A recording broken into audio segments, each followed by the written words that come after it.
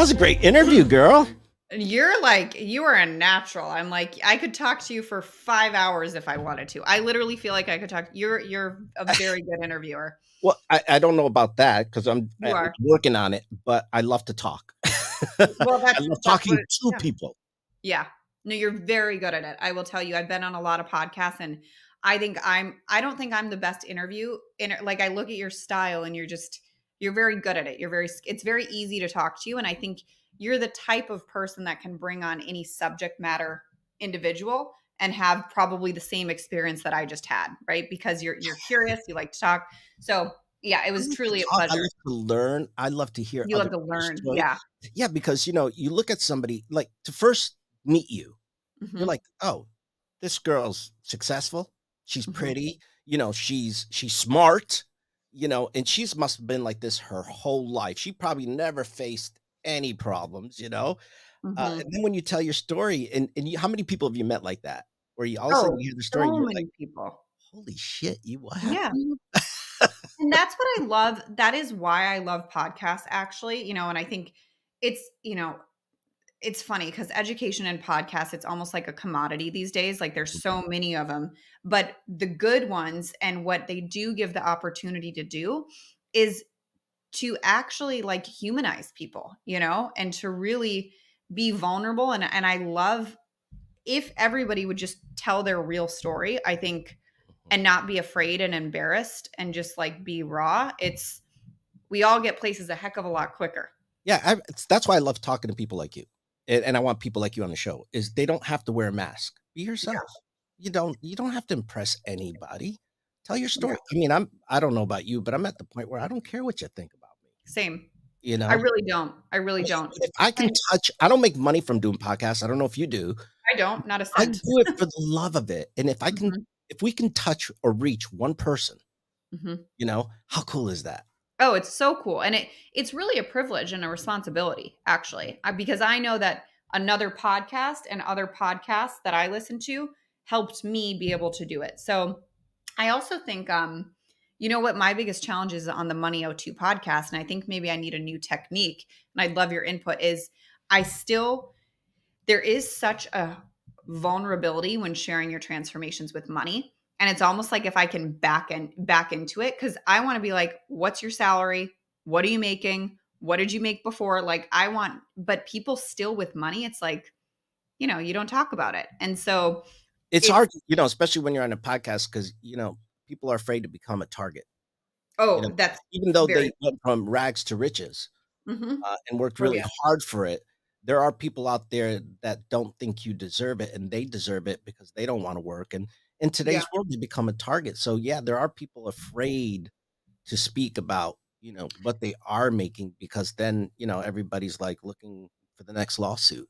Yeah, and They they want make assumptions. They make assumptions with it too, and they don't know. But it was interesting. I've actually had 3 people, kind of more, I would say maybe higher profile people that people would recognize their names, and I can't repeat them, that turned down doing it because one was worried about, was in a vicious litigation with a wife, and she was like, yeah, she's that'll do it. yeah. But he's like, she's telling stories about my income and I can't risk anything, even talking about money to risk. And he has created a successful business that I know he's worked his ass off for 15 years. And then others where it's like, I can't talk about this purely from the target and assumption. So it is definitely a challenge to get people to talk about money. Yeah, especially because people will kidnap people, people will hurt people. Oh yeah. Talk about that, right? Yeah, it's really sad that you can't share. Some people boast about money. I don't like those, No. but I love people who share on how they made Mhm. money. I wrote a book, tells Oh, you my did? Wait, I oh, didn't know you wrote a I wrote book. a couple books. Yeah, and I'm working on a couple more. Wait, I gotta Um, get that before our interview. oh, Can please. I get it on Amazon? They're great for if you can't sleep, you start reading them, I'll put you right to bed. Yeah. Uh, No, I gotta make a note to myself. I gotta get it. I'll send it to you. No, I'm gonna buy it. The I'm hard gonna copy. support your work. I don't have the hard copy anymore, so you can only Okay. get it digitally. So, Oh, okay, that's fine. and Okay. actually, I give them to my students Oh, uh, that's amazing. digitally. I wrote the first one is a slap on the back of the head. That's how my father used to wake my ass up, Oh, not from really? bed, just from life, with a good slap on the back of the head. But it's a journey of my past to my, Mhm, successes. And I mhm. talk about everything. I'm very vulnerable in there. I talk about my drug havoc. I talk about, when I went through Oh, that phase. yeah. I talk about, so if I ever ran for politics, there's nothing hide about me. You're just go there. I'll Yeah. tell you everything about me. Then I wrote another one called Unwrapping Your Gift, 30 steps of what successful people do. Like they don't procrastinate, they look in the mirror, Mm, uh, you know, love themselves. And, it's just 30 quick steps with some worksheets at the end of it. lo I'm working on a book. I don't know what I'm going to call it yet, but it's an influence slash leader type of book mm, because I put influence first and leader slash after that because hmm, today the word leadership is overused. I agree. People take it as a title or an entitlement, and leadership Mhm, means influencing others. mhm, So when my staff comes up to me and they're saying, "Well, I'm the leader of this department," I said, "Good. Now you're the influencer. How are you influencing people? Don't tell me you're a leader anymore. Tell me you're an mhm, influencer and how you're influencing them." mhm. So I'm working on something like that.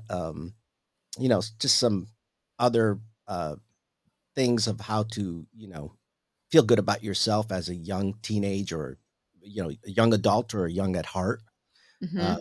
type of book that kind of refers to some biblical stories with it as well. So yeah, it's not that I'm a writer because I I have to tape things. I have to, record them because when I take my own notes, sometimes I'm like, "What the hell did I just write?" Because they get mixed up as by the Yeah. time you get here. So I always have to go read back and do my emails after I write them and organize them and so on and so forth. But yeah, I mean, you have a wealth of knowledge. You have how many books within you wrote one already, correct? I Any don't book? have a book. Mm-mm. Oh, No. your dad No, did. we don't have any books. I know, I keep telling he needs to read one. He is like a brilliant, I think, and he he's too focused on other stuff. He's too focused on doing this data and research. I'm like, Tell him just to record his thoughts and then I somebody know. can scribe them. Same Yep. thing with you. Look at all the wealth and knowledge you just offered today. And I remember talking to Tina. I interviewed her, Tina Black, Mhm. and she Yeah. talked about how somebody recorded her speech with her audience. And actually, that speech turned into her first book. It Ah, there you was go. scribed and it was her first book. So we all Huh. have stories. And I love what John Maxwell did. I don't know if you ever heard of John Of Maxwell. course, yeah. Belong to the John Maxwell organization, and, Mhm. we went to one of the IMCs, and he gave everybody a book, and the title of it was The Greatest Story Ever Told, and all the pages were blank. Ah, I love He said, that. "That is your book, and you're gonna tell your greatest story ever told." Mhm. And it's just by journaling every day. Mhm. So I was like, "Brilliant." That is How brilliant. brilliant, Yeah. so I would love to see because you do have a wealth of knowledge. I would love to see you just carry a recorder with you, and somebody can Yeah. type for you and just record. Yeah. Actually, sometimes it even, what do they have? Apps now that will type it as you speak. Mhm. So Mhm. the point thing is people are like, "Where do I start?" Start with what's on your mind. Later, you can organize it. Yeah, that's true. Just speak what you're thinking, when Mhm. you feel the most brilliant, when you have some me time, Mhm. and that's usually in the bathroom, in the shower, Yeah, just in the exactly. weirdest places where you have the Yeah. greatest thoughts Oh, because yeah. why? You're alone. Mhm. You have think time, and Mhm. you have oh my god, so you owe me a book. You're writing a book. All right, you can hold me to it. You know what? I mean, and to the credit, I mean, a lot of what I shared with you is a team. I mean, like Of there's course. no way that I could be doing what I'm doing without, the team that I mean, that's my biggest lesson and grateful. And what I'm the most grateful for is having a team because I know what it was like when I didn't have one and when Mhm. I was doing things on my own. And it's like, so, it's interesting to think about, like why would I write a when there's so many also, I don't know, I have my It's for own, like you. yeah, that's true, it's for me, okay. It's for you, Yeah. and then when you do it for you, your thoughts, your knowledge, and Mhm. then And when you do it for you can't keep it till you give it away. Yeah, that's true. So then you share it with others, and it Mhm. helps other people who and you're right, nobody we just talked about this in one of our shows, right? Nobody, people say I'm a self-made millionaire, I'm a self-made success. No, you're not. I know. Somebody helped you, whether it be mentally, Mhm. physically, financially. Nobody does it alone. You need a Mhm. team. But the team inspires you for your thoughts, Mhm. writing. And so, can you give them credit? Give them credit. Give them acknowledgement. Write stories that they share this Totally. with you. Yeah, that's a great idea. But That's once a again, great it's a journal of your own journey Mhm. and experiences and knowledge that once you Mhm. write it for yourself, that's a legacy you could leave for your kids. Totally. Mhm. A You long know, one of the guys I had on my podcast, he's the author of a book called The Wealthy Gardener. I don't know if you've read it, but I've it's heard. a yeah, he's a famous. I would say he's a famous author. I mean, it's published by Penguin, or I think it's either Random House or Penguin, one of the major publishers. Anyways, he was talk about moving from trade to business owner to investor. He was a chiropractor, a practicing chiropractor who opened his own business and found himself, I think, $250,000 in debt with young kids, constantly stressed. I mean, he's a very interesting philosophy on money. But basically, what he shared in that book, which I thought was so beautiful, is he ultimately then became a real estate investor. He moved away from that and said, I'm going to figure this out. I don't want to, kind of like I said, right? I just don't want to be stressed about money. Now he lives on passive income purely from real estate. But what he did, and purely the reason why he wrote his book, which I think is like 500 pages, half parable, half his real life story, was to leave a legacy for his son so he didn't have to learn the hard way. So they actually co-wrote the book together, which I thought was so beautiful. And his whole inspiration was like, I have to do this so he doesn't have to go through what I had to go through to figure this thing out. In his case, it was figuring out money. Yeah. Yeah, that's brilliant. That's Yeah. brilliant legacy to leave your kids. Isn't that beautiful? I thought That's that was very so beautiful cool. because that's what you do it for, and a lot of people were like, "Aren't you afraid that your kids are gonna see what you wrote and the stories that you" I'm like, "No, I want them to know." Yeah. The only way they can learn is from other people's experiences as well Hmm. as their own, Hmm. they can make their own, but, what a great way to, help them avoid the mistakes that you've made and how I you know. overcame them. So, Hmm. I gotta get that book. It's called The Wealthy Gardener. The Wealthy Gardener. Yeah, let me show you. I think I've got it. It's funny because there was a book I read called The Wealthy Barber. Yes. Oh my God. That's a great book for anyone on your podcast. That's a great book. If they don't believe it's possible, I mean, that's a great book. So this is The Wealthy Gardener. Okay. Um, yeah. That's why So it sounded familiar, was The Wealthy Barber I read. But it's yeah, not yeah. about hair. It's not about a hairdresser. It's No, about a conversation about, uh, making money and how to invest it, or do I need life insurance? And the conversation all takes place in a barbershop. totally. Yeah, that's a Good. great book to read. I gotta get him. Oh my God, that I gotta get him on my show too. So this is it's really interesting because he does it's like a philosophy book. Like it's not a money book. It's a philosophy book tied behind money, but he has a really interesting philosophy, and part of his, which I'm always fascinated by, which is substances. There's a lot of people that are like, he does not use any altering substances because he believes that inhibits him from accumulating wealth and distracts you from your purpose. And I've gone through phases where I'm like, okay, I don't want to like, I don't know. I don't know what your philosophy is on that, but I thought it was really interesting. It was basically his philosophy is that any substances is like designed not to keep you poor. I don't want to say that, but to, Oh, it is. yeah. Oh, you believe that? I listen, I went through the cocaine days. Wait, are you sober? Oh, yeah. Yeah, Oh, but do you drink wine? since '86, Wait, but it wasn't drinking wasn't my problem. I don't oh, drink. I'll have an occasional glass of wine. got it. Okay. Once in a blue moon, you will see maybe a mojito Uh huh. or Okay. a little limoncello that I make, Yeah. Oh, uh, yum. but, it's very rare because I Yeah. had my fill in the '80s. Now, I had to go get clean, but, I didn't go to a rehab. I went to another country just to get away from my influences, Mm-hmm. that kept calling me. Now, there's drugs everywhere you go, even in Yeah. rehab, you know? So, the thing was I had to learn to have the willpower. Mhm. But it is when, and I feel that even when somebody has a joint, which I get it, some people use it for medical purposes, Mhm.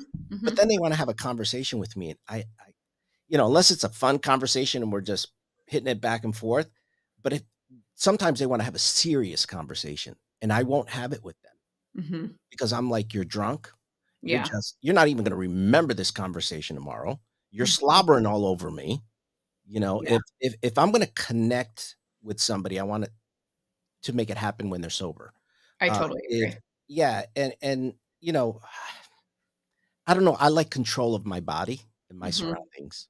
Mhm. And don't get me wrong, once in a while, because I don't drink much anymore since '86, a couple of glasses will do me good, but I never Oh, get to yeah. the point where I might get a little bit, but I stop. I don't Mhm. smoke cigarettes anymore, since I went through a coma in '97, Oh, wow. smoking. Yeah. Took me 3 years to recover from. Oh my Um, god. yeah, it was an accidental thing, but I was on life supports for almost a month Oh and my god. ICU for 3 months. Yeah. Whoa. Yeah, that's a story in itself, and all the surgeries that followed after that. Oh my god. Um, yeah, I mean, so yeah, uh, these are things that you share with people, Mhm. and gives them hope. Um, and I always tell people, I think God purposely put me through certain things so that Mhm. I can help others. I 1000% agree with that. I think everyone, if you use that for something good, it's I mean, your struggle can absolutely prevent somebody else from the same path or inspire them to take a different path. So I totally agree. Yeah, and I mean, that, or maybe they didn't want me, God or the devil. They would just sent me back because they're Oh shoot, we failed. He made it out of the coma. Sorry, yeah, that's not they're like, "No, we don't funny. want you. Yeah. Get out of here. We'll try Yeah. again." I'm gonna end it, but don't go anywhere, Yeah, yeah. okay? Because I got one question to ask you, but Okay. I Go for it. don't want it in our Italian goodbye. So in our Italian goodbye, hey, ciao, thank you so much. It's Am I great supposed to talking say to that too? you. You could say it. You could say, "Ciao bella." Ciao. Ciao, arrivederci. Oh, I'm That's gonna so roll your R. arrivederci. Did I say it right? Beautiful, yes, Okay. arrivederci. Yeah. Arrivederci and ciao.